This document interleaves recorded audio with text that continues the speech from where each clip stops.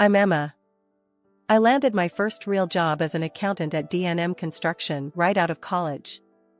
My desk was buried in the back corner of the office, a tiny space crammed with piles of invoices and contract agreements. It wasn't glamorous, but it was mine.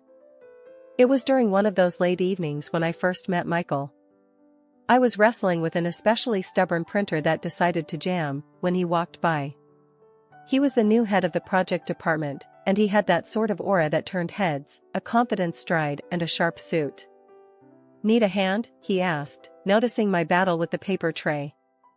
I looked up, slightly embarrassed. "Yeah, this thing hates me." Michael chuckled and stepped closer, his hands skillfully navigating the guts of the printer. "These machines have a mind of their own."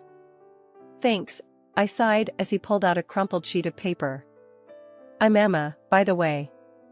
"Michael, I've seen you around. You're the one making all the numbers work, right?" He flashed a grin that made me forget about the printer for a moment. We continued to see more of each other, and our casual meetings started to feel like the best parts of my day. Michael was easy to be around, charming, yes, but also genuinely interested in what I had to say.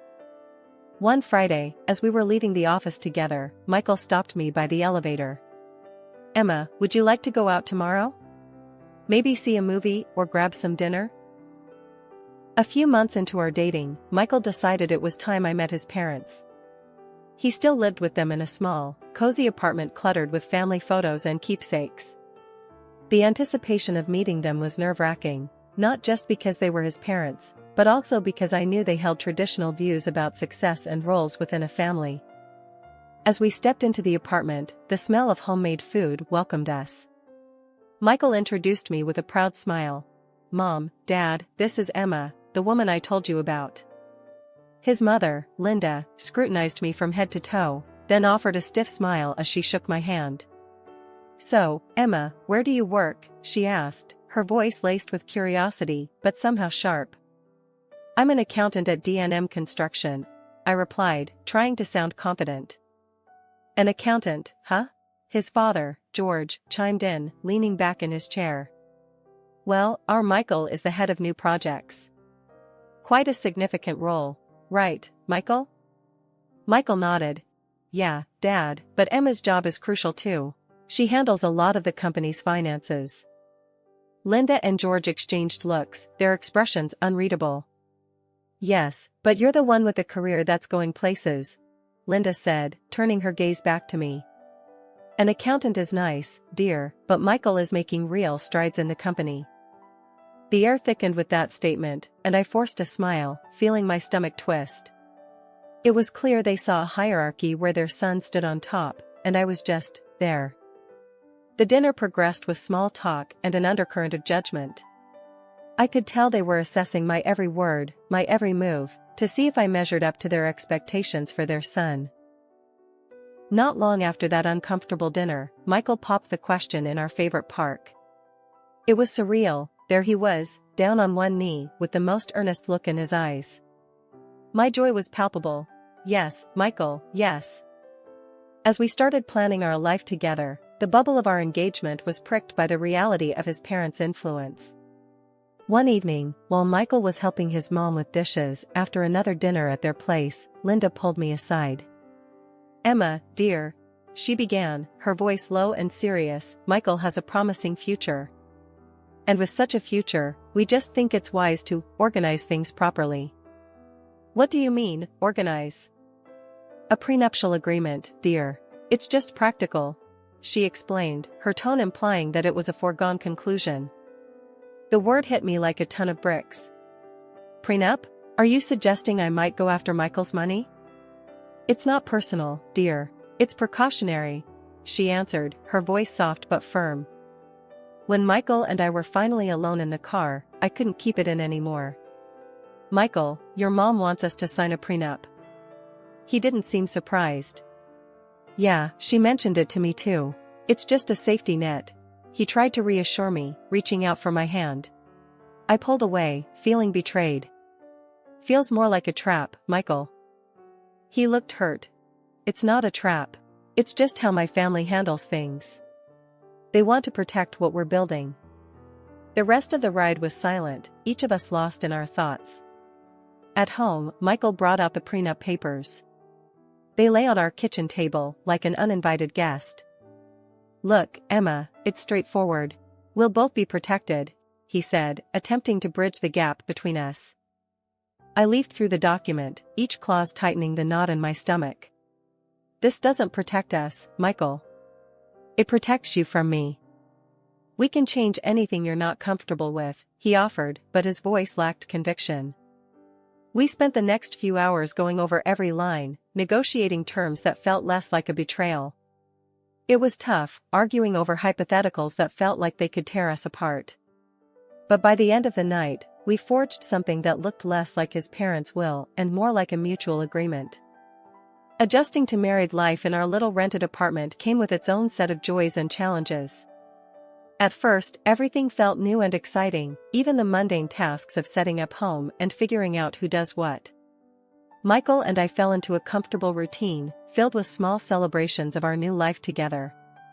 At work, I kept on with my accounting duties, just another face among many in a large company. But things started to shift when, a year into our marriage, my boss, Mr. Thompson, called me into his office. He was a man of few words, and even fewer smiles. "Emma, you've been pulling some impressive numbers. I see potential in you," he said, his voice gruff, but not unkind. I was taken aback, unsure of what this meant.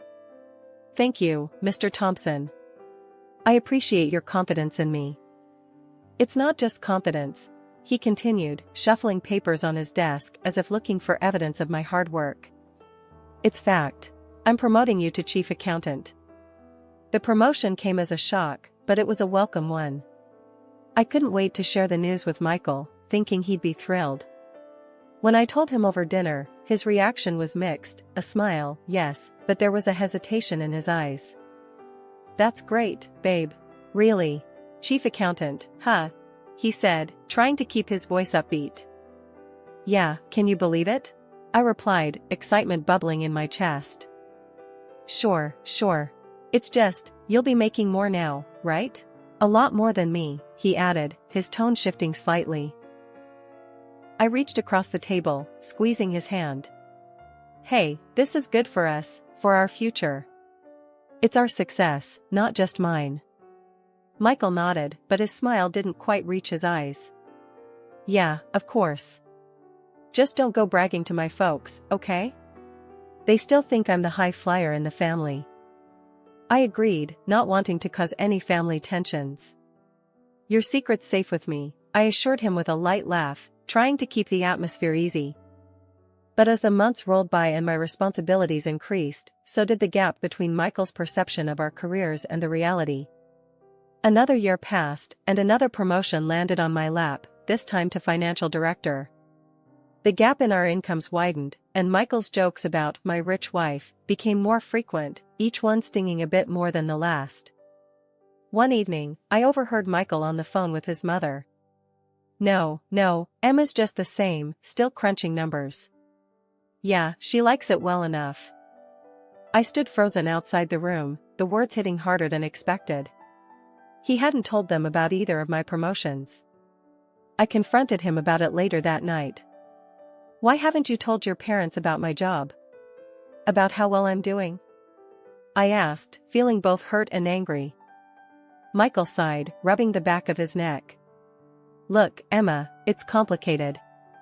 Dad, he's got these old-fashioned ideas about success and who provides in the family." I knew he was right about his parents, but it didn't make the deception easier to swallow. "We're supposed to be a team, Michael. It feels like you're ashamed of what I've achieved." The conversation lingered in the air, unresolved. We were a team, but at that moment, it felt like we were playing on different fields. I knew I had to be understanding, but part of me also needed Michael to step up and own our reality, not just the one his parents wanted to see. Living with Michael had its ups and downs, but what really started to wear on me was the financial strain caused by his parents' constant demands for money. Before we got married, Michael lived with them and took care of all their expenses. Now that we were on our own, I had hoped that would change, but old habits die hard. One evening, as I was sorting through our monthly bills, I noticed that the numbers just weren't adding up. We seemed to be bleeding money faster than I could account for. "Michael, we need to talk about our finances," I said as he walked in from work, looking tired. "What's up?" he asked, dropping his bag by the door and sinking into the couch with a sigh. "It's about the money going out every month. I'm paying all the bills and the rent, and it's starting to add up. Aren't you contributing to any of these?" I asked, trying to keep my tone even but feeling my frustration bubble. Michael rubbed his temples and sighed. "Look, I've been helping my folks out a lot lately. They've had some extra expenses, and, well, I can't just leave them hanging." "But that's all your money going to them. What about us? Our future?" I pressed, needing him to see the full picture. I know. It's just temporary. Things will stabilize," he reassured me, but his voice lacked conviction. "This temporary seems to be stretching indefinitely, Michael. Your mom even tells people that you're the one supporting me, and that's far from the truth," I countered, feeling the sting of each word. Michael looked away, the weight of the situation sinking in. "I'm sorry, Emma. I owe them a lot. They raised me, and it feels wrong to turn them away when they need help." "But at what cost? We can't even plan for anything because we don't know how much of your paycheck will go to your parents each month," I argued, my worry growing as I thought about our future. He didn't have an answer, just sat there looking as lost as I felt. The conversation was going nowhere, and it left a sour taste in my mouth. The next time we visited his parents, the tension was palpable. His mother, Linda, made a point of mentioning how Michael had been their rock, hinting at how much he'd been helping them out. "We don't know what we'd do without Michael. He's been such a support, not just emotionally but financially too," she said, glancing my way with a sharp smile. As days turned into weeks with no change, I began to wonder if we'd ever find our way out of this mess, or if the weight of his obligations to his parents would always overshadow our plans and dreams. As time marched on, the idea of buying our own place started to seem more like a necessity than a luxury. I broached the subject with Michael one night while we were cleaning up after dinner. "Michael, I've been thinking," I started, wiping down the counter. "Maybe it's time we looked into buying a house. Renting is just throwing money away every month." Michael paused, drying a plate slowly. "A house, huh? Yeah, that sounds great, but do we have enough for a down payment?" "I've been saving up on the side. I think we might just have enough to get us through the door, if we tighten our belts a bit more," I replied, hopeful. He put the plate down and leaned against the counter. "That's incredible, Em. I didn't know you had that much set aside." "Well, I wanted it to be a surprise. But here's the thing," I continued, bracing myself for his reaction. "The down payment will mostly be from my savings. I mean, I want this to be our home, equally ours, but on paper, it'll look a bit lopsided." Michael's face fell slightly, and he nodded. "I get it. Your money, your rules. I just wish I could chip in more." "It's not about rules, Michael. It's our home. But legally, I think it would make sense to have the house under my name, just for now," I explained, trying to keep the conversation light but firm. Michael sighed, scratching his head. "Yeah, I guess that makes sense. As long as we're together in this, that's what counts, right?" "Exactly, we're in this together," I reassured him, reaching out to squeeze his hand. We started house hunting that weekend, and it didn't take long before we found a small, charming place that felt just right. Once the house was officially ours, I took on the mortgage payments, and we moved in. It felt like a fresh start, a real part of our future taking shape. But old habits and secrets don't just stay behind, especially not Michael's tendency to shield his parents from our reality. One evening, I overheard Michael on the phone in our new study. "No, Mom, the house is great. Yeah, Emma's really done well for herself." I'm keeping up, don't worry," he said, his voice low. When he came out, I confronted him. "Why do you keep doing that? Making it sound like I'm the one pulling all the weight." Michael flinched, then exhaled deeply. "I didn't mean anything by it, Emma. It's just easier this way. They think I'm doing well, too. Let's just enjoy our new home, okay? We'll deal with my parents later. I nodded, reluctantly letting the issue go, but it gnawed at me. Our home was supposed to be our sanctuary, not another stage for half-truths and tiptoeing around delicate egos. Life at home was tense after Michael's latest career hiccup. He was always on edge, trying to secure a promotion by hustling harder at work, making deals left and right. He seemed more desperate to prove himself, especially to his parents. One evening, while Michael was late again, caught up in meetings, I stumbled upon some documents sprawled across our home office desk. The top sheet caught my eye, a contract proposal with a company I recognized as recently declared bankrupt. Alarm bells rang in my head. Signing with a bankrupt company could jeopardize not only Michael's position but could also drag our company through the mud. When Michael finally came home, I confronted him. "Michael, what's this about signing with a company that's bankrupt? Do you realize the risks involved?" He brushed me off with a wave of his hand, his eyes glued to his phone. "I know what I'm doing, Emma. This deal could be a big break for me. But it's a reckless move. It could backfire on you, and on both of us. Please, think this through," I pleaded, hoping to get through to him. Michael scoffed. "Look, Emma, I get that you're trying to help, but I know how to handle my job. These are the risks we have to take in the business world." A few weeks later, my worst fears came true. Michael came home, paler than usual, slumping into a chair across from me in the kitchen. "I was fired today," he muttered, avoiding my gaze. I was furious and scared but managed to keep my voice steady. "What are we going to do now? You know we have the mortgage and all our other bills." Michael was quiet, then he looked up with a desperate sort of determination. "Just, don't tell my parents, okay? They can't know about this. It would crush them." So I agreed, more out of shock than anything else, and we pretended nothing had changed when his parents called or visited. But now, with only my income, the financial strain was immense. I handled our expenses alone, feeling the burden of each bill. One day, Michael came to me, hesitant. "Emma, I need to ask you for something. It's about my parents, they need some financial help again. Could we?" I cut him off, unable to hide my frustration. "You want me to give more money to your parents now? When we're barely scraping by with your job gone and me covering everything?" Michael flinched. "It's just that they're really strapped this month, and I promised." "No, Michael. Just no. I'm stretched thin as it is. You need to sort this out. Find a job, any job," I snapped, the stress boiling over. He didn't say anything, just walked away, and we didn't speak for the rest of the week. Losing my mother was one of the hardest things I've ever had to endure. The only silver lining was the small house she left me, a quaint place where I had so many childhood memories. Not long after the funeral, my mother-in-law, Linda, brought up the house. "You know, dear, it might be best if you sold that little house.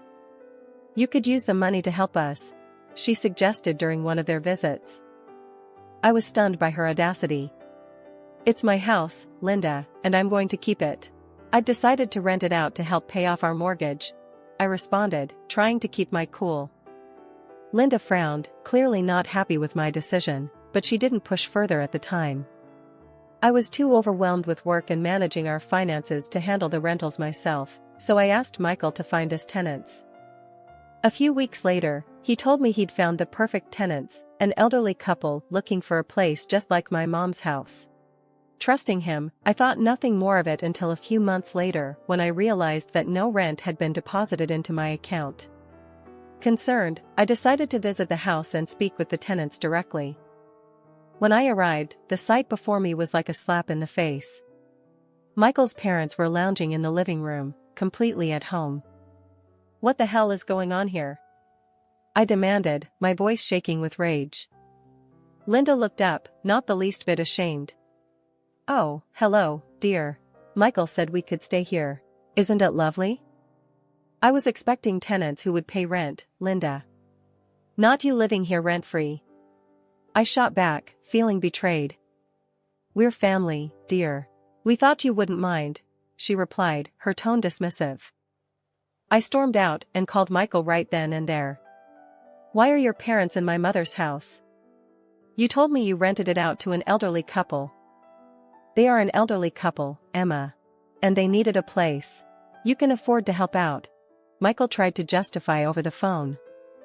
This is not helping, Michael. This is taking advantage. I'm paying our mortgage alone, and now this? Your parents need to leave. Now. I said firmly, my decision absolute. Michael was silent for a moment. Emma, they have nowhere else to go. They sold their apartment. They thought. I don't care what they thought. They have until the end of the week to move out. I cut him off, too angry to care about anything else. The conversation ended badly, with Michael pleading and me standing my ground. When I confronted his parents again, telling them they needed to leave, Linda lashed out. You can't do this to us, Emma. We're family. Where's your heart? She cried out, her words bitter and cold. My heart is trying to keep my head above water, Linda. You need to leave. I replied, my voice firm, despite the tremor I felt inside. They didn't move willingly. I had to call the police to escort them out after they refused to leave by the deadline. Linda's parting words were venomous, cursing me and calling me heartless. Walking back into my own home after the mess with the police, I was hoping for some peace, maybe a moment to gather my thoughts. But the universe had other plans.